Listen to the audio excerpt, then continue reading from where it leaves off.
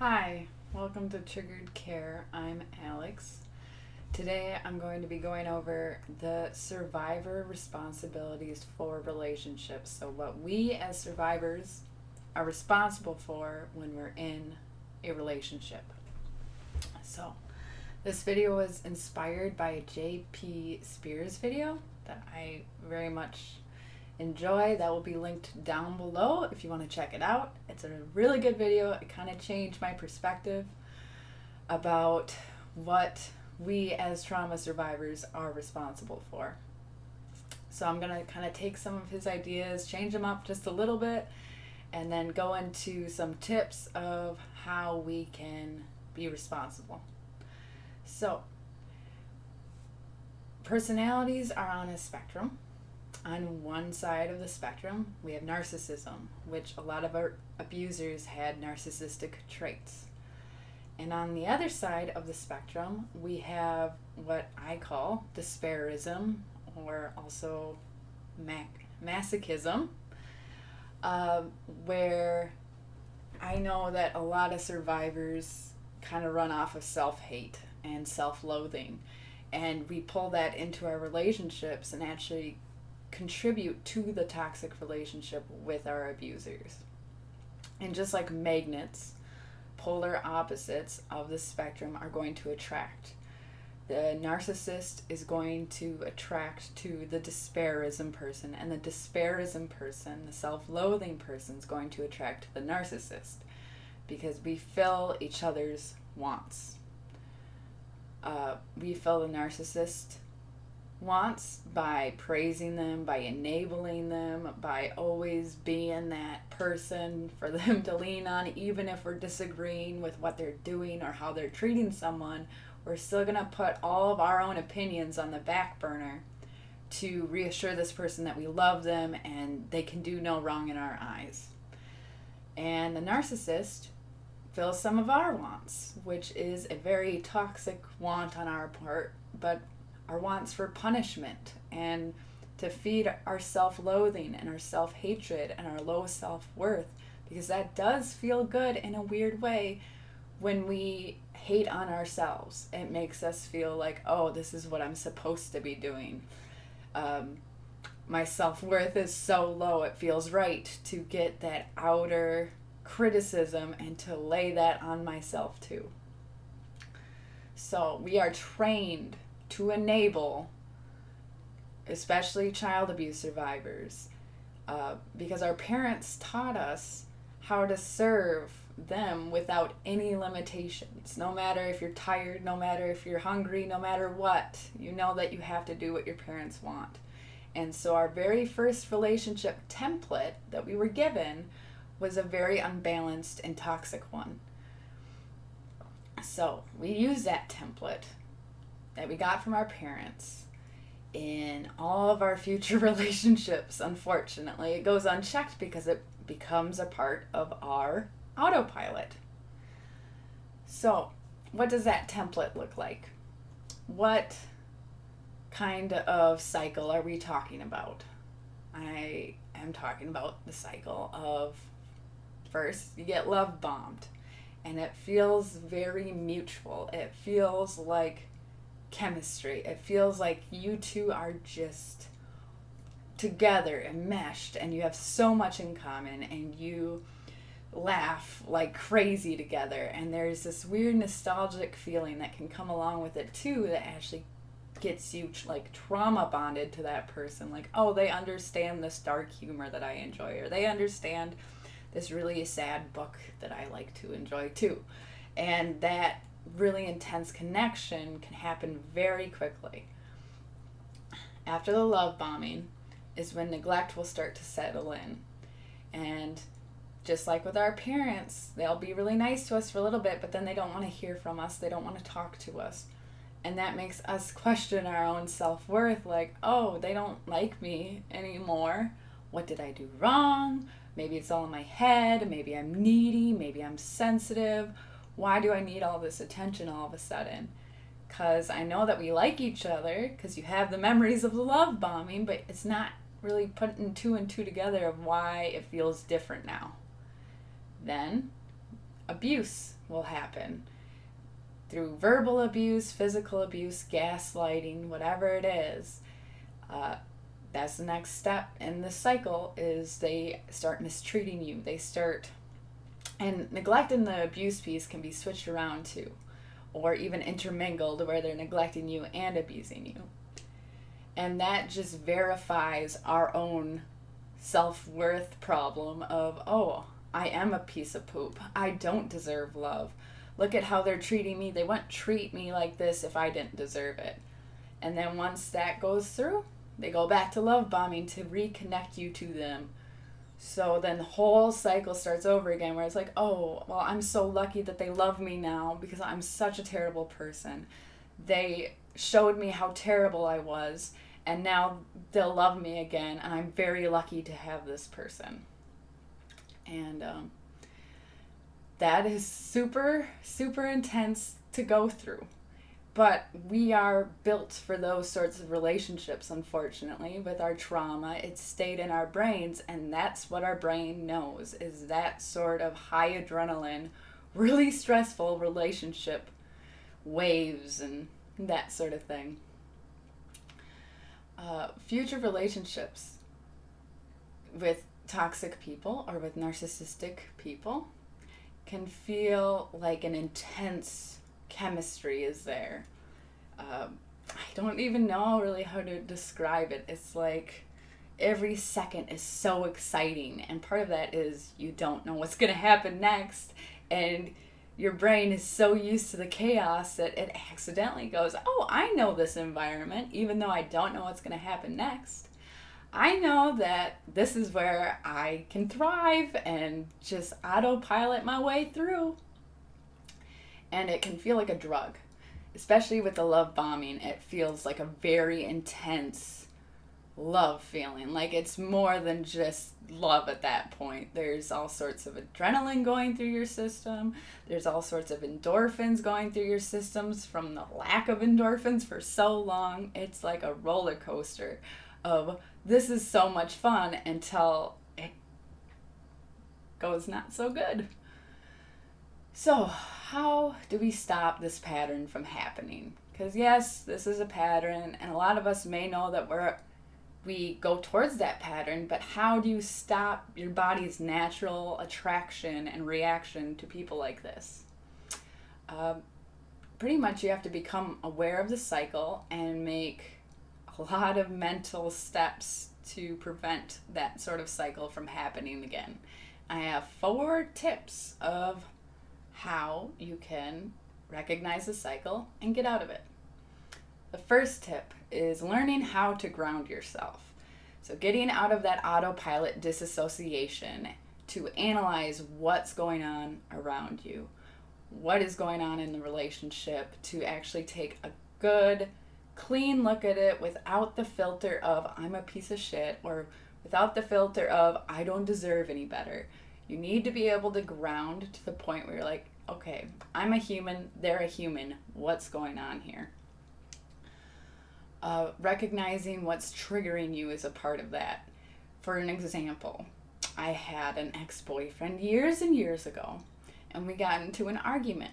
He didn't want me to go visit my friend. I wanted to go visit my friend, and so at the end of the argument, I'm like, you know what? I'm going to go visit my friend. Goodbye.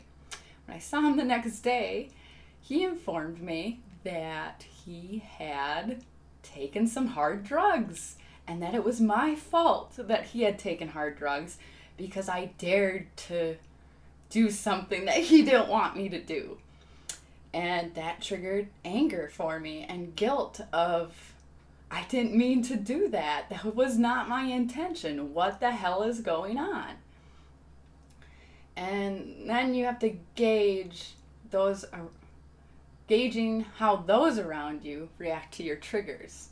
So when I confronted this boyfriend about it, like, hey, it's not my fault that you chose to do hard drugs because you were upset at me, he was very reluctant to take any responsibility for his actions. Well, I wouldn't have done it if you would have just listened.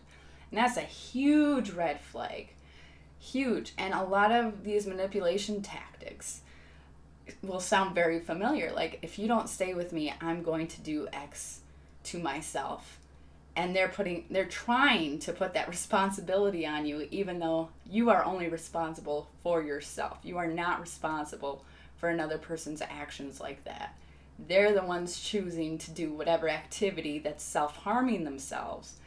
You need to stay safe with your boundaries and be like, no, that's not me. That's definitely you.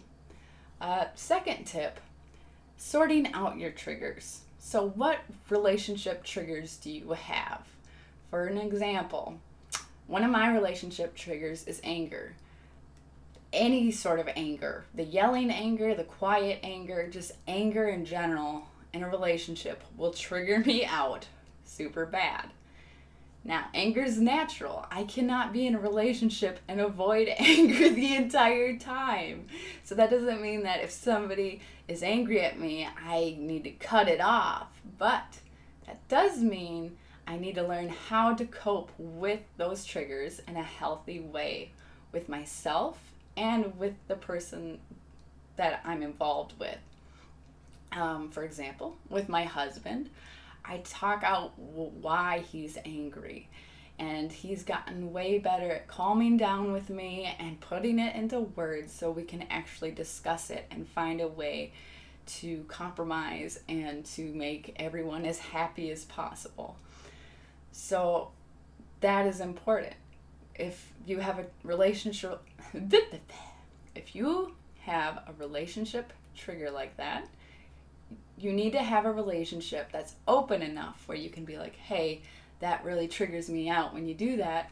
I'm not saying that you're bad for doing that, but let's figure out a way that we can both communicate without me getting so triggered out that I can't talk anymore. All right, so my third tip would be setting appropriate boundaries. So keeping yourself safe is very important. For example, if you're triggered out and your partner is making the situation worse, making your triggers worse, you need to be able to leave that environment and to calm down, to call a friend, to take a nap, to do whatever you need to do to ground yourself and feel safe. A partner that won't let you ground and won't let you escape, that's a red flag. If somebody has a problem with you needing some time to calm down, you need to be like, nope, I'm responsible for myself right now, and we will finish this conversation, but I need some space right now. I need to sort out what is getting triggered out, and I need to sort out how I'm feeling about this situation. So, and next, for setting appropriate boundaries, you need to cultivate a mental health support system. And that means finding people who accept and support your boundaries.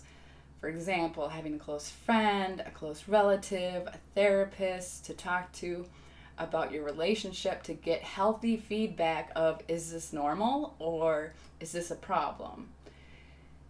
And cultivating that can take time. You need to find a therapist who is good at their job. You need to have a close friend who's not also in a toxic relationship who can help you recognize when you are in one, or a relative who's not a toxic person either. But they're out there, and finding local support groups can help. There's a bunch of places where you can meet helpful people to vent to and to get good feedback of, okay, how do I handle this? Is this healthy or is this unhealthy? And for my last tip, repairing your self-esteem. And there's a few bullet points I have under this one. The first one is inner child care. For example, self-talk directed towards your inner child that's encouraging and patient. Like, I'll protect you and you're worthy of love. Telling your inner child that they are safe now and that you are there to help them and not harm them. My next bullet point is self-care. For example, taking a break when you need one to relax and to ground, to make sure that you have enough self-time during the week that you can function as best as you can, so you're not feeling drained all the time and you're not just doing obligation after obligation after obligation for everybody else but yourself. You need to schedule in time for yourself, to feel good about yourself and to center yourself, and to tell the difference between grounded self and disassociated self. Next bullet point is self-exploration. For example, finding a hobby that helps you engage in life and to feel good about life, that gets you excited, that gets you happy to wake up. Like, I get to work on this project now. Having that in your life makes a huge difference, where you feel better connected to yourself and you feel more healthy pride for yourself. Like, oh, look, I'm doing something. I'm interested in something. And last bullet point is battling self-belief systems, or false self-belief systems. The belief that you're less than other people is a huge false belief system to tackle. It's very important for you to tackle this for recovery. For example, you need to be feeding your positive inner monologue as much as possible. And I know that it's not always possible, which is why I said as much as possible. Sometimes you're going to get the angry voice in there and you're going to feel bad about yourself. That is a part of being a trauma survivor. However, there are other times where you have more control over your mind. There are other times where you are more free to think and to feel whatever you put in front of yourself. During those times, it is super, super important to feed yourself positive self-image things, to feed yourself positive self-talk. I am at least a decent person. And that's where I started out, because saying I'm a good person can feel cringy as all poop when you're not used to it. So just starting out with, I'm not better than anyone, I'm not worse than anyone, and making that your goalpost to believe in. And even if you don't feel it right away, getting in the habit of telling yourself that, so eventually you do believe it, and eventually it doesn't make you cringe as much to actually say that out loud or to think about that. You are worthy of respect and love. You are. I know that it doesn't feel like that all the time. I have plenty of moments still where I don't feel like I am worthy of respect and love. But you are, I am, we all are. Recovery work is rough, but we live through the trauma. So the next step is learning how to avoid more traumas in the future, and getting a handle on how you interact in relationships is a huge part of that. So all of my links for all the cool stuff is down below, including that JP Spears video link, and I hope y'all have good ones.